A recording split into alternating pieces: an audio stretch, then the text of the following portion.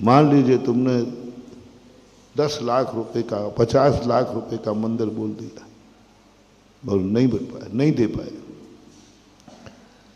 लेकिन तुम्हें खेद हो रहा है कि बस मुझे खेद है कि मेरी किस्मत ने मेरा साथ पश्चाताप, बस इतना ही पश्चाताप काफी है।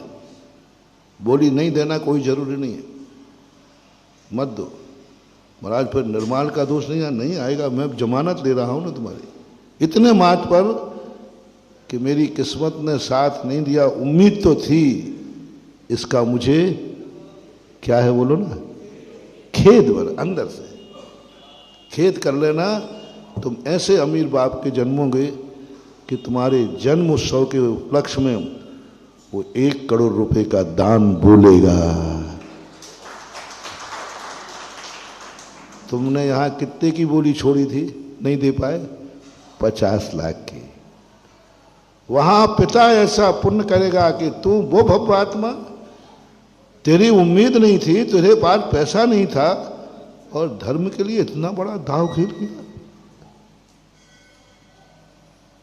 पापी लोग ये दाव खेलते हैं कि नहीं बोलो, खूब खेलते हैं। पापी लोग जुआड़ी 10% की उम्मीद पर तो वे करोड़ के दाव फेंक देते वो फेंक देते, वो भी नहीं चुका पाते, वो बात अलग है, लेकिन फेंकते हैं। पैसा नहीं है, कहीं से उम्मीद हो तो दाव फेंक देते हैं। जब पापी लोग इतना बड़ा दाव खेल सकते हैं पाप के लिए और वो भी नहीं चुका पाए, हमने तो दाव खेला है धर्म के लिए कि ठीक है। नहीं, मैं कमेटियों से कहता हूं, कई बार ऐसे केस मेरे सामने आते हैं कि लोगों ने कभी दान बोल दिया लेकिन आज उनकी हालत ठीक नहीं। कमेटी वाले कहते महाराज जी इनसे कहो ऐसा बोलते क्यों हो, जब तुम्हारी हिम्मत नहीं है तो बोलते क्यों हो। तो फिर मैं कहता हूं नहीं वो मैंने ही बुलवाई थी। तो फिर महाराज जी आप चुकाओ, हाँ चुका दूंगा। वो तो बेटे का कर्जा बाप चुकाता है, भक्त का कर्जा महाराज चुकाता है, भक्त है ना, क्या बात है।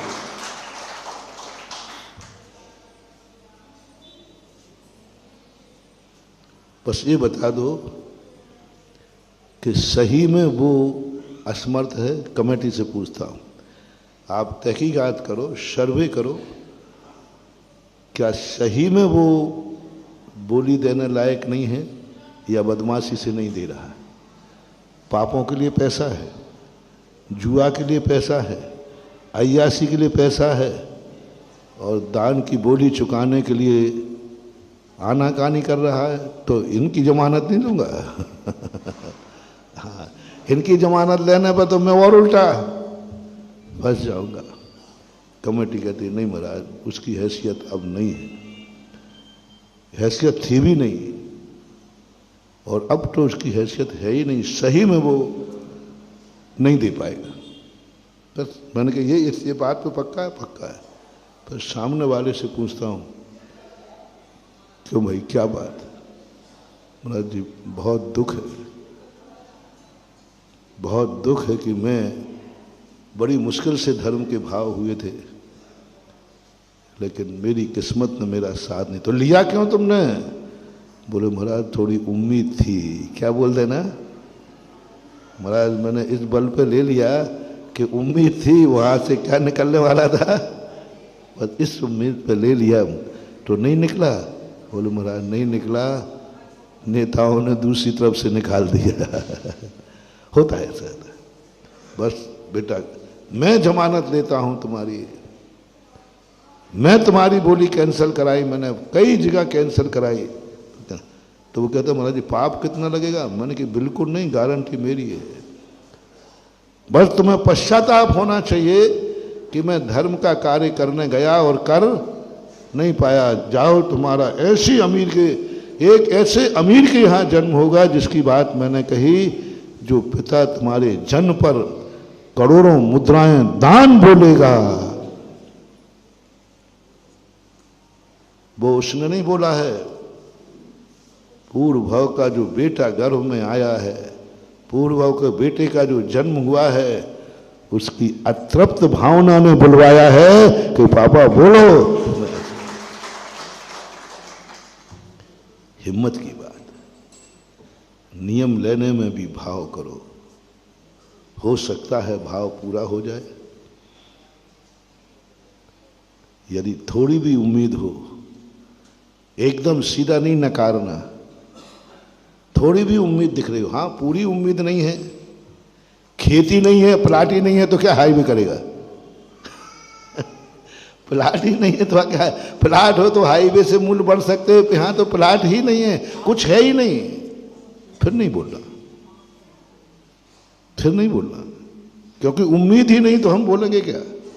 और ना फ्यूचर में कोई उम्मीद दिख रही है, तो फिर नहीं बोलना। और थोड़ी भी उम्मीद दिख रही हो, छोटे बालकों से मेरा कहना है, अविवाहित बच्चों से मेरा कहना है, बच्चियों से कहना है, ये कभी महाराज पूछें क्यों महाराज बनोगे क्या, तो ना मत कहना, क्योंकि अभी उम्मीद है, अभी उम्मीद है, क्योंकि अभी आप इस समस्या में नहीं फंसे हो कि अब तुम बनने लायक ही नहीं रहे, अब तुम बनने लायक ही नहीं रहे। वो उम्मीद आए महाराज अब मैं बनने लायक रहा ही नहीं, थोड़ी भी गुंजाइश है, थोड़ी भी, तो तुम्हारे मुंह से कभी गुरु पूछे तो हाँ कह देना। बस इतना समय लेना महाराज, आज जल्दी नहीं करना। हाँ, मैं बैठा हूं, इसी का उदाहरण। जय जिनेंद्र, अगर आपको मेरी वीडियो अच्छी लगती है तो प्लीज़ मेरे चैनल को सब्सक्राइब करिए, लाइक करिए, शेयर करिए। इसी तरह से अपना प्यार मुझे देते रहिए।